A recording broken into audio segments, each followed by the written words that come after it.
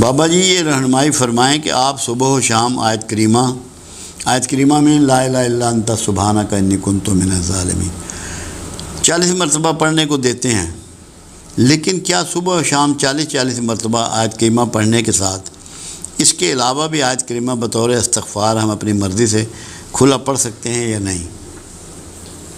کسی کو کوئی رکاوٹ نہیں ہے، کیونکہ اس کلمے کی اتنی بڑی اہمیت ہے کہ اللہ نے ان کو یہ کہا،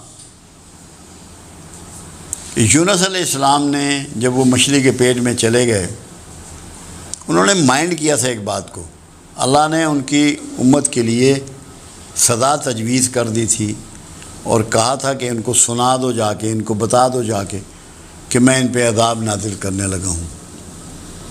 وہ لوگ بوریاں اوڑھ کے کھلے میدانوں میں چلے گئے، کپڑے اتار دیے، توبہ کی، سر سجدے میں ڈال دیے۔ اللہ نے توبہ قبول کی اور ان کی سزا ٹال دی۔ جب سزا ٹالی اور کہا یونس علیہ السلام سے کہ لوگوں کو بتا دو، تو انہوں نے دل میں اس کو محسوس کیا کہ لوگ مجھے جھوٹا نبی سمجھنے لگ پڑیں گے، تو اللہ نے ان کو مچھلی کے پیٹ میں پہنچا دیا۔ مگر اللہ کی سنت یہ ہے، جیسے اللہ نے توبہ آدم کو سکھائی، ایسے ہی توبہ یونس کو سکھائی۔ یہ اللہ کی سنت ہے، یہ اللہ کا طریقہ ہے، کیونکہ قبول تو کرنا چاہتا ہے، اسے پتہ ہے میرا پیغمبر ہے، کوئی اتنی بڑی پنشمنٹ نہیں اس نے اس کو دینی۔ تو کیا دعا سکھائی؟ لا الہ الا انت سبحانک انی کنت من الظالمین۔ اے اللہ تو ہی عبادت کے قابل ہے اور تو ہی پاک اور بے عیب ہے، بے شک میں ظالموں میں سے ہوں۔ یہ اقرار ہے جو بندے نے کرنا ہے، یہ اقرار سکھایا۔ اس اقرار کے بدولت قرآن نے کہا یونس تا قیامت مچھلی کے پیٹ میں رہتا اگر ذکر والوں میں نہ ہوتا۔ تو ذکر والے کون ہوئے؟ جو آیت کریمہ پڑھیں گے، جو اپنے گناہوں کا، اپنی خطاؤں کا اقرار کریں گے، اللہ کی پاکی کا، اللہ کے الہ ہونے کا اقرار کریں گے، جس کے صدقے میں اللہ نے مچھلی سے کہا کہ اس کو اگل دے، اور اس نے کنارے پہ ڈال دیا یونس علیہ السلام کو۔ پھر اللہ نے کدو کی بیل اس کے اوپر ڈال دی، بتا دیا کہ اگر کوئی حبس بے جا میں رہے، مچھلی کے پیٹ میں رہے، جہاں آکسیجن کم ہو، کھانے پینے کو نہ ہو، تو اس کے وہ جسم ایسے ہو جاتا ہے جیسے روئی کے گالے۔ اس کی فٹنس کے لیے کدو استعمال کراؤ۔ یہ اللہ نے مہربانی کر دی۔ تو آیت کریمہ وہ ذکر ہے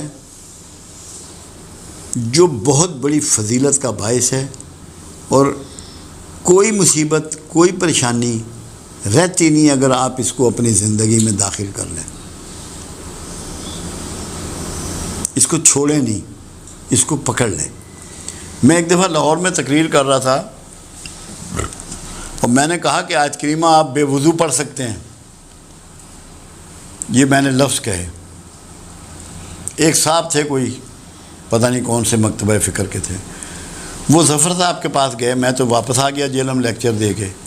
وہ کہنے لگے تمہارا استاد جو ہے اس نے بڑی بے دینی کی بات کی ہے۔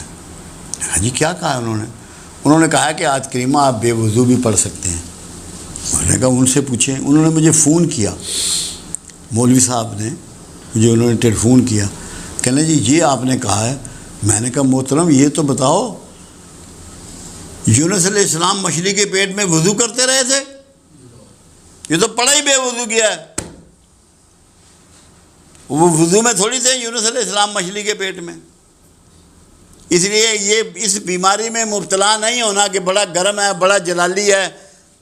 کوئی نہ جلالی ہے نہ گرم ہے، اللہ کا اسم ہے، اللہ سے معافی اور توبہ کا ایک انداز ہے۔ اللہ نے اس کو اتنا قبول کیا کہ یہ کہہ دیا کہ تا قیامت مچھلی کے پیٹ میں رہتا اگر ذکر کرنے والوں میں نہ ہوتا۔ تو خدا کا واسطہ ہے اس کو گرم اور سرد اور جلالی اور غیر جلالی ان عذابوں سے بچ جاؤ، اللہ کو یاد کرو اور دل سے کرو اور معافی مانگو اور توبہ کرو۔ ہر وقت پڑھ سکتے ہو، جتنا چاہے پڑھ سکتے ہو۔ یہ کلمہ نجات دینے والا ہے، مصیبتوں سے بچانے والا ہے۔ رحمت کا سب سے بڑا ثبوت کیا ہے؟ دو باتیں کہی گئیں جو حدیث مبارکہ میں ہیں۔ اللہ جب کسی پر رحمت کا ارادہ کرتا ہے تو اس کی آنکھ اس پر کھول دیتا ہے۔ جب اپنے گناہ، اپنی خرابیاں، اپنی کوتاہیاں، اپنی برائیاں محسوس ہونی شروع ہو جائیں، نظر آنی شروع ہو جائیں، تو سمجھ لو رحمت شروع ہو گئی۔ اگر دوسروں کے عیب اور کھوٹ تمہیں نظر آ رہے ہیں تو تم پہ رحمت شروع نہیں ہوئی۔ جب صرف تمہیں اپنے عیب اور اپنے کھوٹ نظر آنے شروع ہو جائیں تو رحمت شروع ہو گئی۔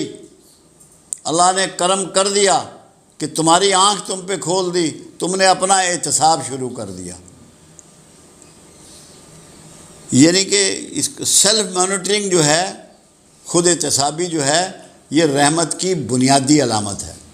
دوسری بات جو کہی گئی، اللہ جب کسی پہ رحمت کا ارادہ کرتا ہے اسے دین کی سمجھ عطا کر دیتا ہے۔ جب دین تمہیں سمجھ میں آنا شروع ہو جائے تب بھی رحمت ہو گئی۔ اور تیسری بات یہ ہے، جب تمہاری طبیعت میں رحمت عود کر آتی ہے، تمہیں دوسروں پہ رحم آنا شروع ہو جاتا ہے، دوسروں سے ہمدردی شروع ہو جاتی ہے، دکھی کا دکھ محسوس ہونا شروع ہو جاتا ہے، پریشان کی پریشانی تمہیں پریشان کرنا شروع کرتی ہے، یہ بھی اس بات کی علامت ہے کہ تم پہ رحمت شروع ہو گئی۔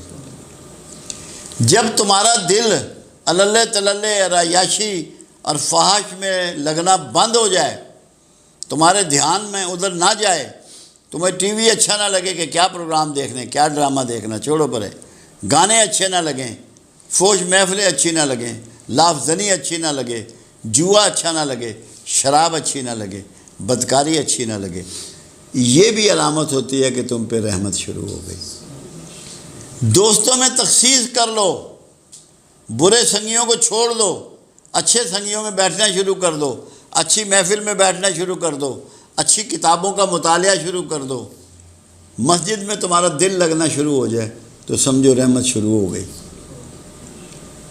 بیوی بچوں کا احساس کرنا شروع کر دو، ان کے حقوق پامال نہ کرو، پڑوسیوں کا دھیان کرنا شروع کر دو، بڑوں کی عزت شروع کر دو، بچوں سے محبت شروع کر دو، تو رحمت شروع ہو گئی۔ یہ ساری علامتیں ہیں رحمت کی،